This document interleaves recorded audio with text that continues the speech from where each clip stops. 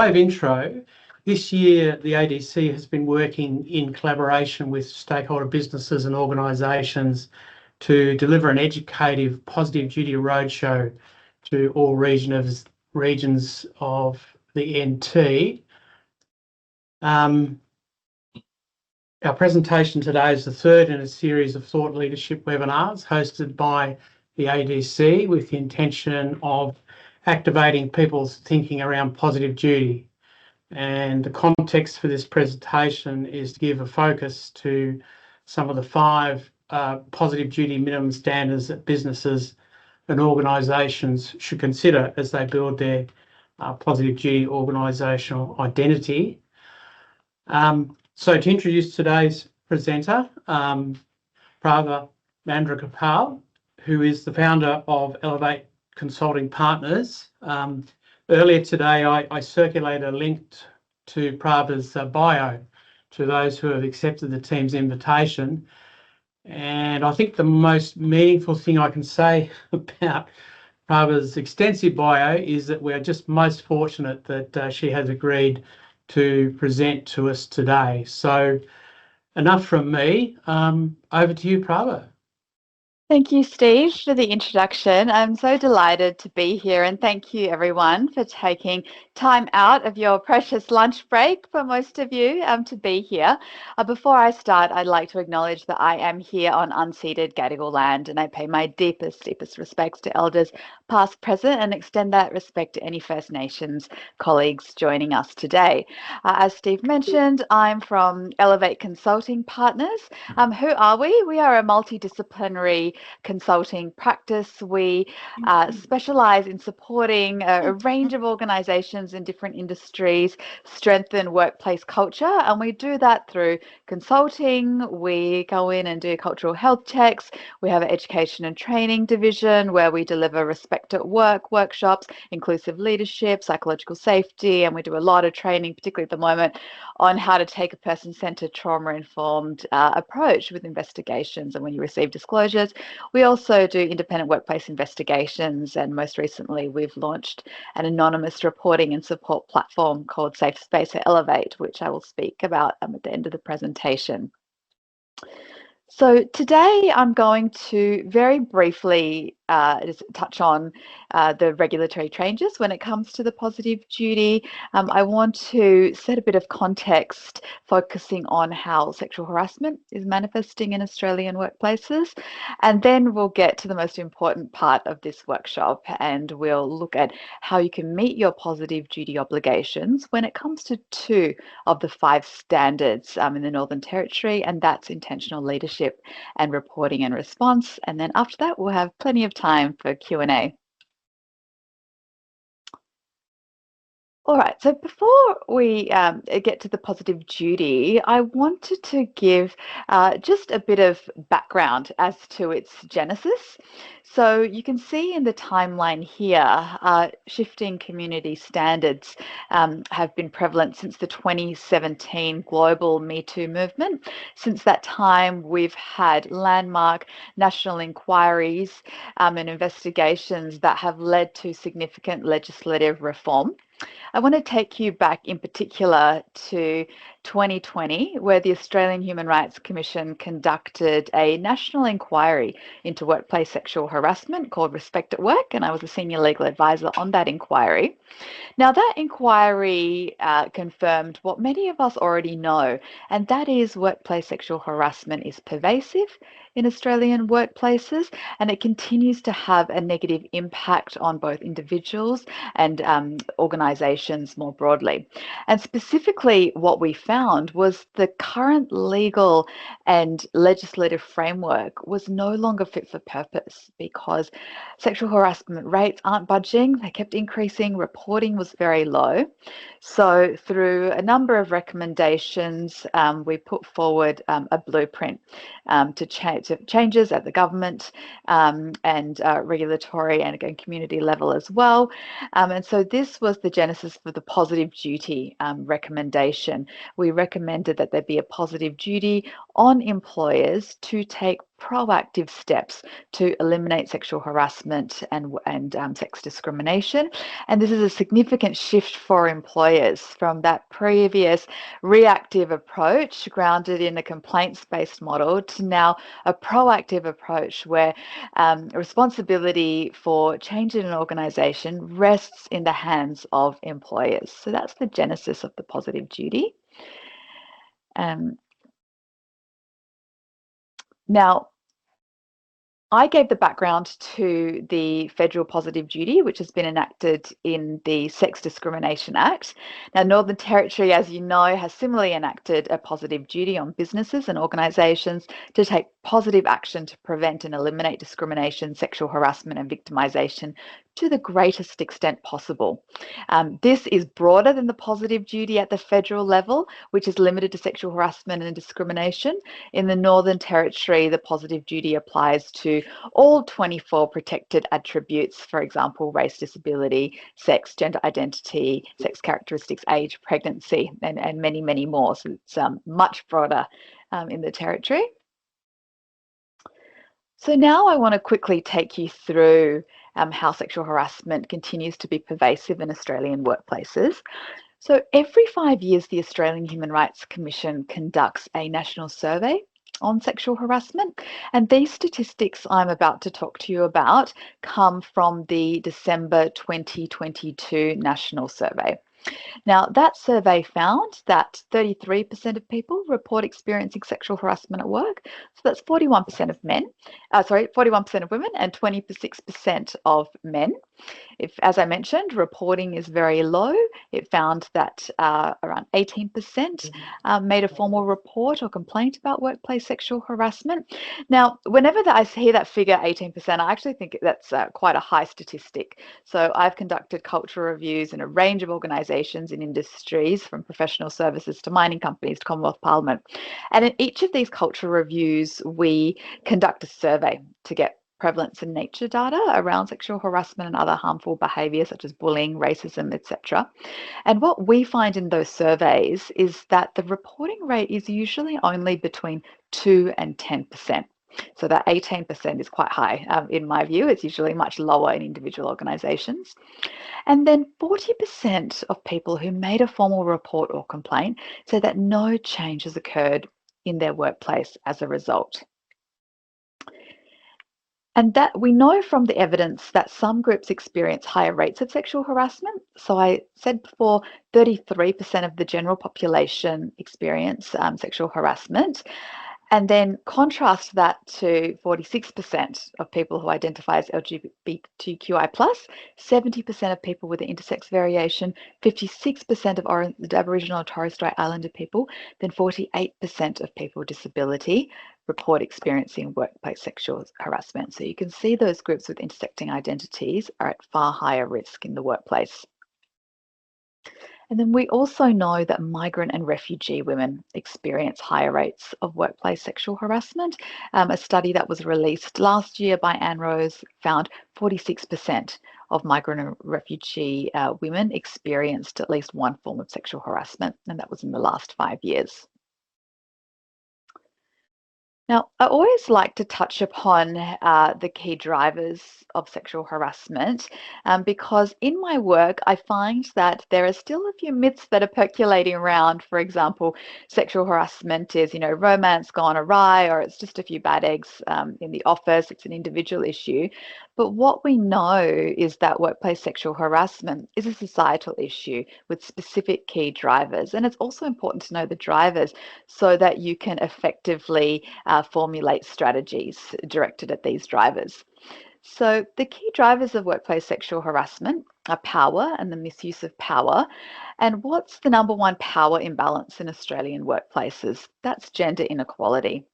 And then we have intersectional discrimination as a key driver. And that's why we saw in the previous slide groups with intersecting identities such as First Nations workers, migrants, refugees, people who identify as LGBTQI+, they're experiencing higher rates of workplace sexual harassment. And then the fourth driver is a lack of accountability for perpetrators that drives harmful behaviour in the workplace as well. And then I have here some of the key workplace risk factors. These are quite obvious, strict workplace hierarchies, casual staff, interaction with third parties, stressful, demanding work environments, long work hours, and of course, work events outside of hours, especially those with alcohol.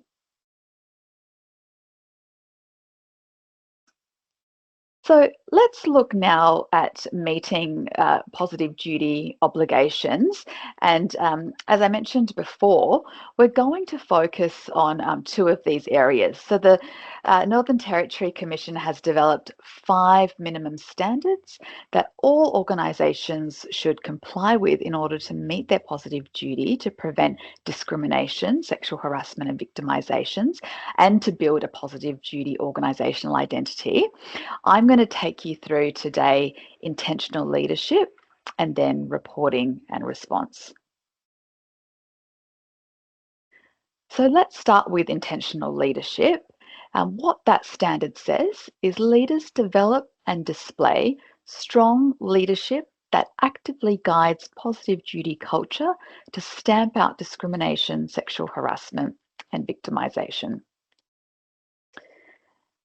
Now, like with the federal positive duty framework, leadership is right at the top. And the reason that is why is because it's ultimately leadership that are responsible and accountable for preventing workplace sexual harassment and sex discrimination. And too often, we see leaders delegate responsibility to HR and people and culture. And while they can certainly assist in implementing measures, for this to be effective, it must be driven by leadership. So, put simply, leaders need to approach culture change as they would any other business imperative. So, key leadership actions you want to implement in your organization include setting the tone from the top for a culture of trust, safety, and respect that minimizes the risk of sexual harassment and other harmful behaviors from occurring. But what does that mean in practice? So, this is about leaders role modeling respectful behavior and importantly, calling out and calling in inappropriate behavior. That's really powerful in the workplace. And if you haven't heard the term calling in before, calling in is about engaging someone in a respectful, private conversation that encourages growth rather than calling out on the spot in front of a group. We all know that very famous saying now, the standard you walk past is the standard you accept. So leaders are really encouraged to call out and call in inappropriate behavior. And it also sets the tone for the rest of the team and encourages them to do the same when they see harmful behavior in the workplace. And I just wanted to make a point about the types of behavior that leaders, want to be calling out and calling in. I think this is more prevalent when it comes to serious forms of sexual harassment. But what we know is it's the lower level behaviours that are more pervasive in the workplace. The sexist comments, the jokes, the banter, the innuendo. So leaders want to be really vigilant in keeping an eye out for those types of inappropriate behaviours and calling that type of behaviour out. And leaders want to make it really clear to the organisation that harmful behaviour, whether it's sexual harassment or whether it's racism, other forms of discrimination, won't be tolerated in the organisation. Now, research out of Stanford University points to a single step that leaders can take to help reduce, in this case, sexual harassment. And this is to communicate to employees that preventing it is a high priority issue for the business. In just a few sentences, this signals to others how much they should prioritise the issue and sets a culture in which sexual harassment is not tolerated. Now, on the flip side, the study showed if leaders are silent, if they appear to be neutral on this issue, this can set the foundation for behaviours to be normalised and even flourished in that environment.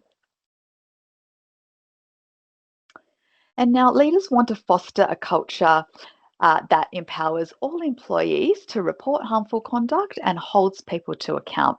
So, this is about creating a psychologically safe environment where employees, regardless of role or background, feel safe, supported, and encouraged to report sexual harassment and other harmful behaviours. I know psychological safety is a bit of a buzzword right now, and if you haven't done so already, it's really great to have effective training in place for leaders on those everyday strategies that they can employ to create psychological safety in their teams.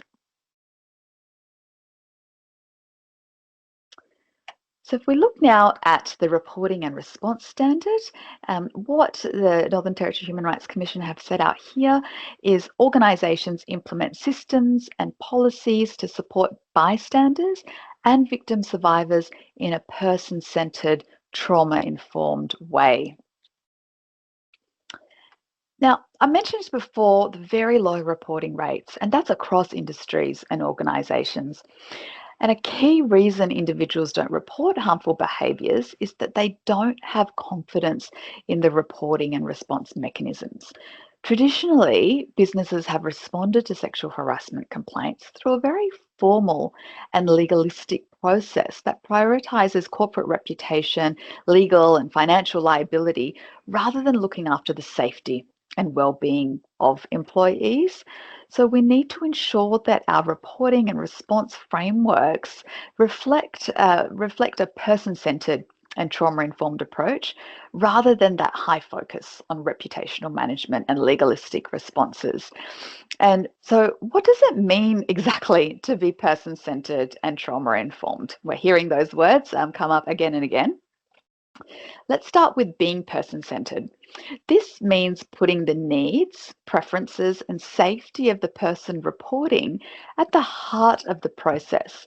It means giving them choice, control, and support rather than making the process about protecting the company or the institution.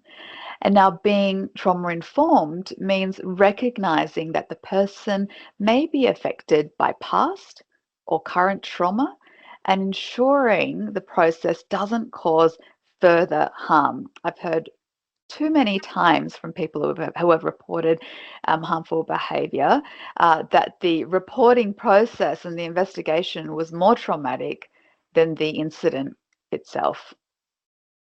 So we take a trauma-informed approach by using respectful language, avoiding judgment, explaining each step clearly, and allowing the person to decide how and when to share their story. Now, from a systems perspective, how do we ensure that our frameworks are person-centred and trauma-informed? Well, there's a range of ways, including offering a range of flexible reporting options. That way you're giving the individual choice and agency of when and how they want to report. And this includes an anonymous reporting pathway. This will look different depending on the size of your organisation. Ideally, you have an independent anonymous reporting pathway, which I'll speak about in a moment. If you're a very small business, setting up an anonymous inbox is a good idea because there is that real trust deficit in organisations. And so this gives your workers an option to make an anonymous report so they are not fearing any breach of confidentiality or fearing reprisals, etc. You want to be providing a range of early intervention, informal and formal pathways and resolution options. We know that most people who experience harmful behaviour actually don't want a formal investigation. They just want the behaviour to stop. So making it clear that there are a number of different resolution options will again give comfort to an individual to make a report. And then you want consistent and proportionate consequences. This is really important because, as I've mentioned before, one of the key drivers of workplace sexual harassment is a lack of accountability. I can't tell you the number of times I've done focus groups or interviews with workers and they've disclosed a harmful behaviour in the workplace. And when I say, why didn't you report it? They've said, well, so-and-so is a rainmaker, or so-and-so, plays golf with the CEO. They're untouchable. Nothing is going to happen if I make a report. So ensuring that every time a complaint has been substantiated, there are those consistent and proportionate consequences is what is going to help build trust and confidence in your organisational responses. And so I mentioned before about an anonymous reporting pathway. So at Elevate, we have developed Australia's first trauma-informed and culturally safe anonymous reporting and support platform.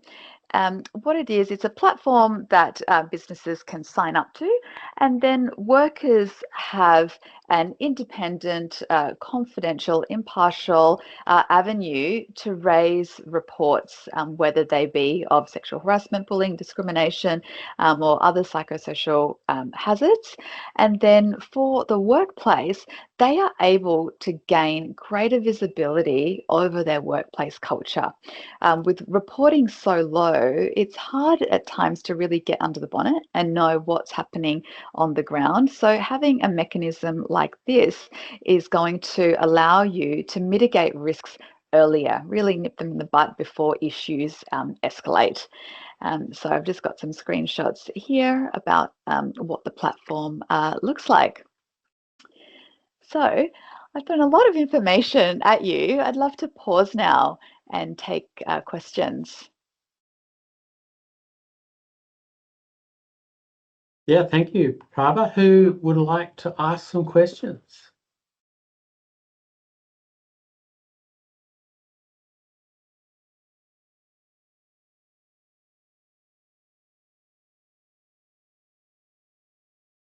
Okay, I might pose a question then. Yeah. Is there any? Oh, we've got. It's all right. Yeah. Oh, yeah, great. Stephen Swill. G'day, how you going?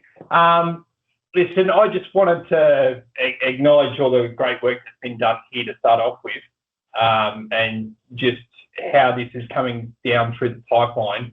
But with how people want to report and stuff like that, sometimes, like in my experience, that changes, like as the incident progresses or whatever, or there's other victimisation or they have a change in heart. And you can't always see where that's coming from, and you don't know whether it's in the best interest of the person, to take your foot off the pedal with like what you've got in place. But it's a hard line to navigate, I think, and just people on both sides, like once the hammer falls, sort of thing. Like it's wheels are in motion, sort of thing. So it's very hard to change that line of effort in what you're pursuing. So I don't know if there's like further to that or whatever. Is there flexibility in the legislation as well? With at this point here, we terminated all investigations or whatever because someone in the process, withdrew or redacted, Yes. their comments. Yeah, I think I understand what you're saying. So the obligation is to, you've got to respond. Okay, when someone makes a report. Now, we know it's so common for people to raise a report, but they don't want a formal investigation or they change their mind. And, at a high level, you want to give the individual as much choice and agency as possible. But there are some behaviours in the workplace that they report that are just too serious that you can't not conduct an investigation, for example, if it was a sexual assault, which you'd have to get the police involved anyway. But if it is something particularly egregious, regardless of the wishes of the individual, you are going to have to conduct an investigation because your duty of care to provide and maintain a respectful, healthy workplace kicks in. But more common is a situation where the behaviours are at a lower level, and so the wishes of the individual should be maintained. But that doesn't mean you can't take any action. What the law requires is that you do, sorry, I think we've got some noise. What the law requires is that you take some action. It doesn't have to be a formal investigation. It could be you put additional training in that team. It could be that you have a pulse survey. in that team, so you can identify if this is a systemic issue, if this is coming up time and time again. So there are a number of different actions that you can take when someone makes a report in lieu of a formal investigation. It all depends on what is being reported. Yeah.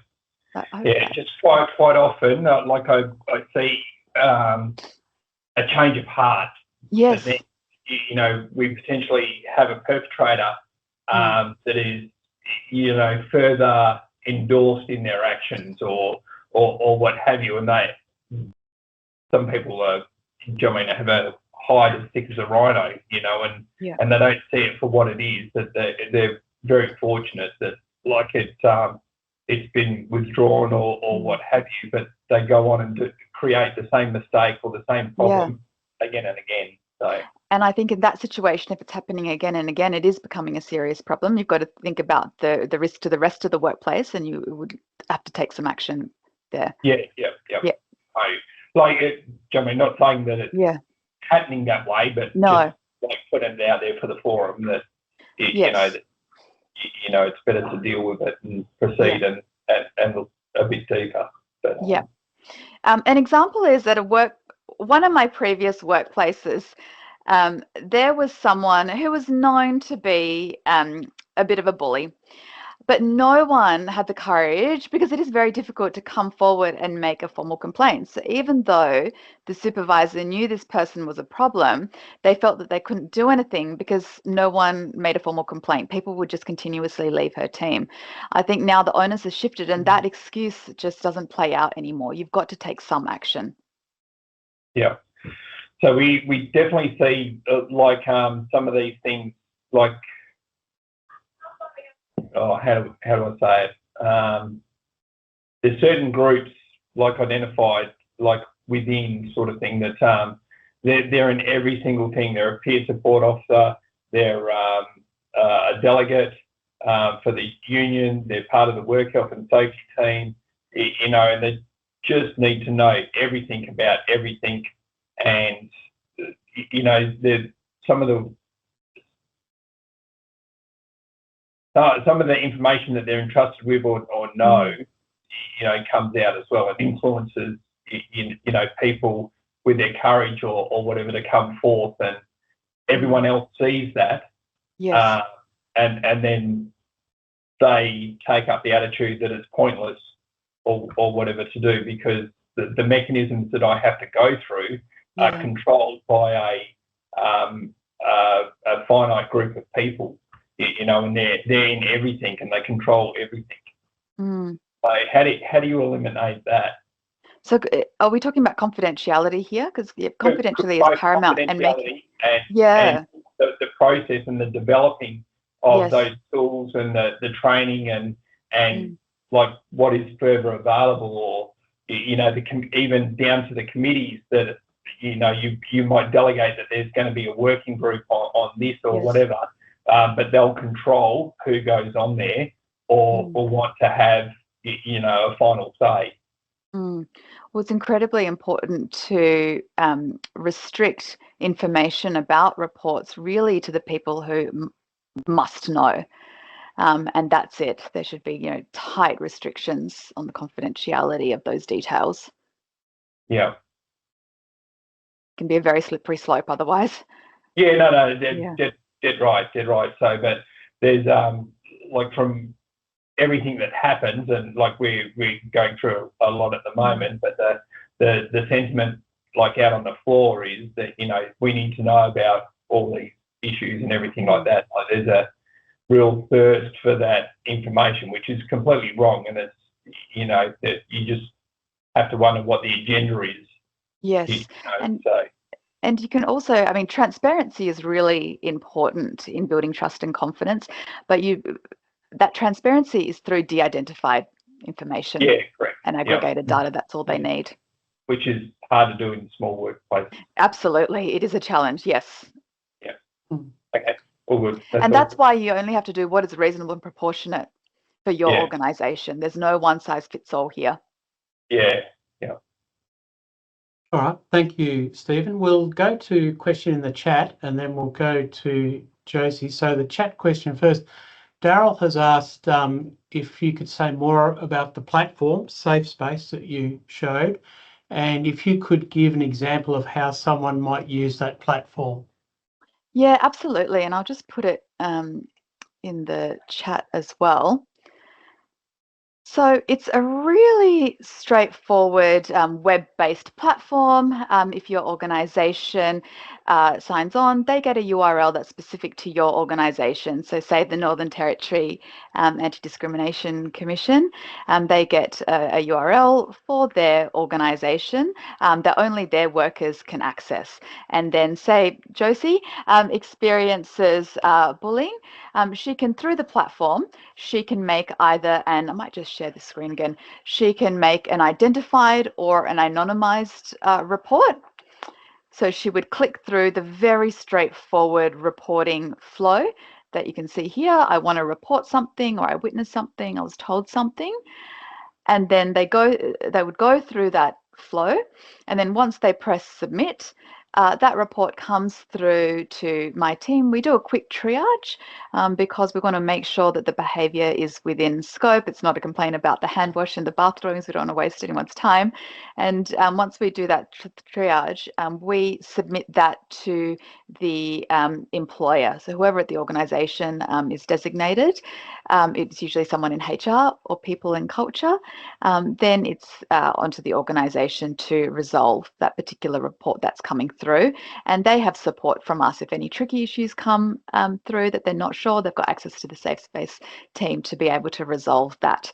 And then the organisation, has a dashboard. They can keep track of the trends and hotspots to be able to take action within the workplace. So it's a really great tool to get that greater visibility of what's happening and mitigate those risks earlier.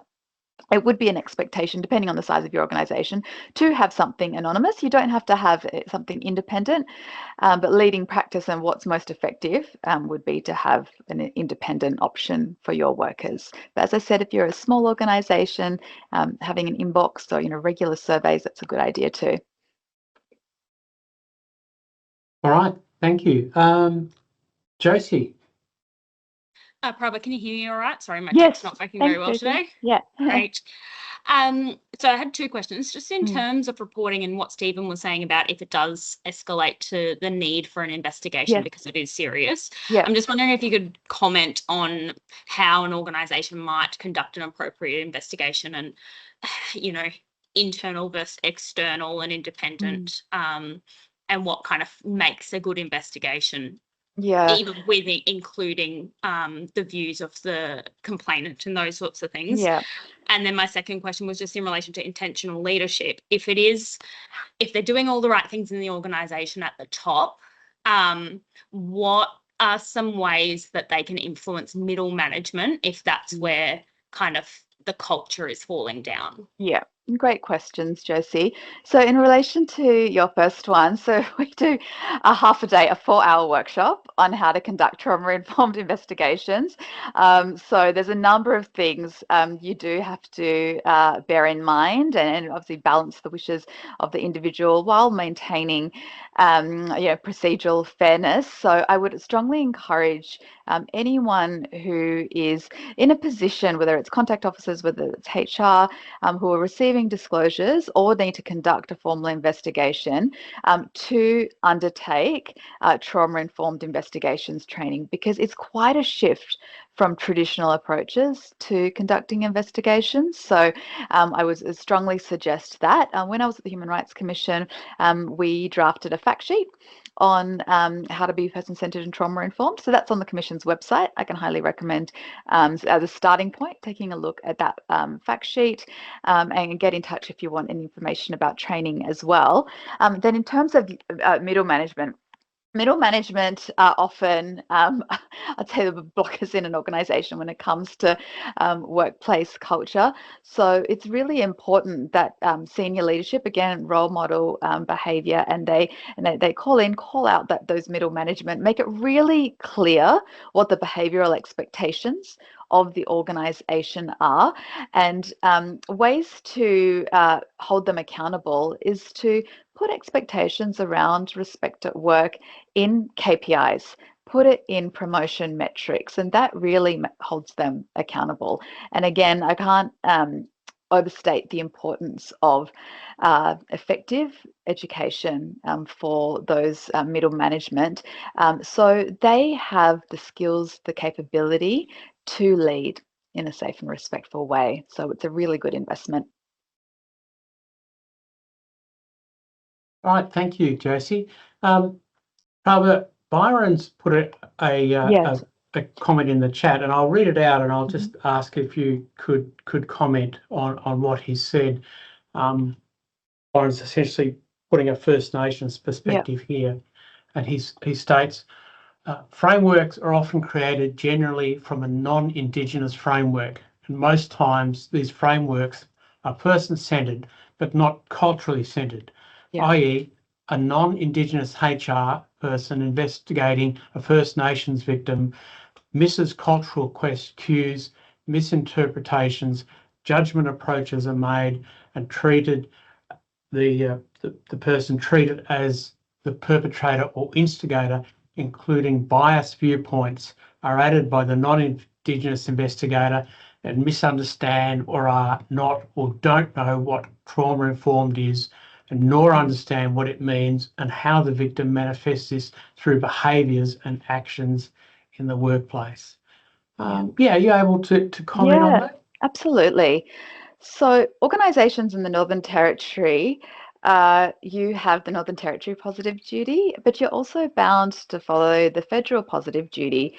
And that framework consists of 7 standards and 4 guiding principles. And I had the privilege of developing these, and I did put in a guiding principle around intersectionality.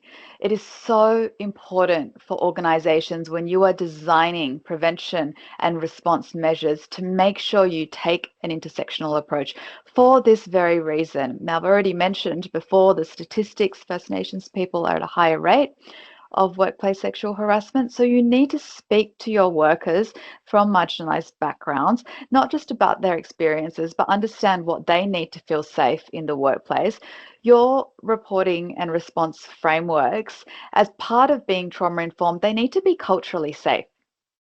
So you need to make sure they are set up in the way options are available. If someone, First Nations, makes a report, how are they going to be culturally safe during that process? So it's a really great point, Byron, that you've raised. Thank you, Byron, and thank you, Prabha. We had a comment from Catherine, and I think it might have been in relation to Stephen's question.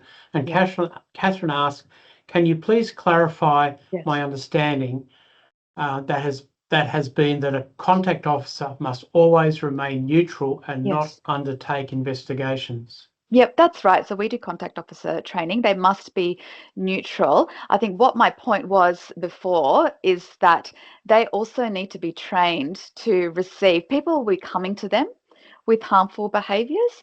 And so they need to be trained to be trauma-informed, person-centred in the way that they are receiving those disclosures and the information that they're providing. So trained to be empathetic and non-judgmental, etc.